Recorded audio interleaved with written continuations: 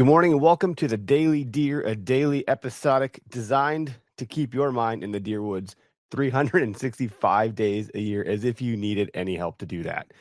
Let's go ahead and trek into the deer woods together.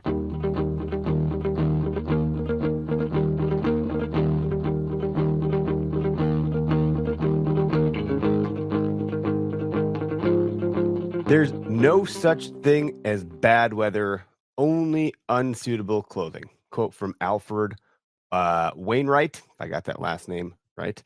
And today we're talking about the foundation of warm feet, choosing the right socks. And this may or may not be the opportune time to talk about it, but it is still trade show season a little bit. There's still more consumer shows happening around the Midwest here, and it might be a really good time to snag yourself a discount on a pair of boots. That being said, as a kid, I remember the first thing that started to really kind of like seep into my brain as I was sitting in a stand in the north woods of Wisconsin. My toes got cold, and once that happened, misery set in, and all I could think about was getting my feet warm. Nothing else mattered anymore. So I think, to that quote's point, you could really ruin a great outdoor experience, especially for a kid if there's a first kind of a time trying to hunt or be outside and their feet get cold. Suddenly you're having a terrible time. But conversely, if you have warm feet and you're prepared to keep them warm, you can hunt a lot longer and enjoy yourself and keep your mind focused on things like, well, listening for deer.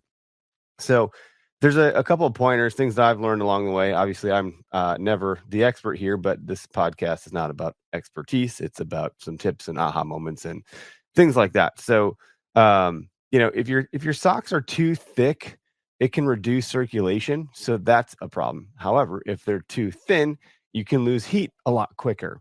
The right sock choice, something like merino wool or alpaca, or some sort of synthetic blend, can make a pretty big difference in the comfort. And even socks like that don't have to be washed as frequently, and you can get a lot more out of them. There's a lot of brands on the market.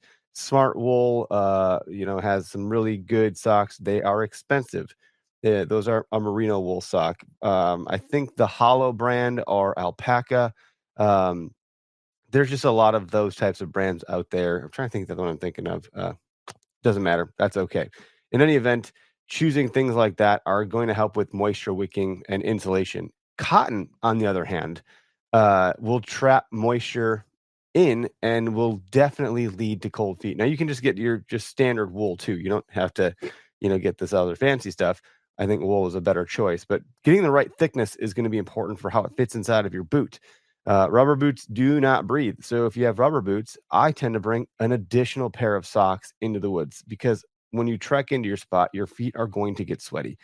And that moisture is going to have nowhere to go, even with all that wicking power of merino wool or alpaca. It's not going to have anywhere to disperse out to. So with something like that, I would just bring another pair of socks if that's the boots I'm wearing. Now, if you are wearing some boots that have some breathability, I think you'd be totally fine. But changing socks is pretty common for hunters to carry another pair of socks in their pack. Another hack, if you will, to keep your feet warm, if you're 20 feet up in a tree on a metal stand or platform, is if you bring a really big pair of socks and thick, you can put those over your boots. And that is a surprisingly effective method at keeping your feet warm. There's also the boot covers or booties or whatever they're called that you can put over your entire boot. And those are game-changing, life-saving applications for just sitting. If you're just sitting, eventually you will get cold, but that does trap the heat in with enough breathability to wick the moisture away. And those are incredible. So if you don't have a pair of those are great.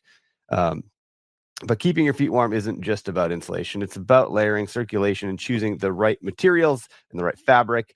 If you get it right, your hunts are going to be a lot longer and far more enjoyable and less painful. No one wants cold feet.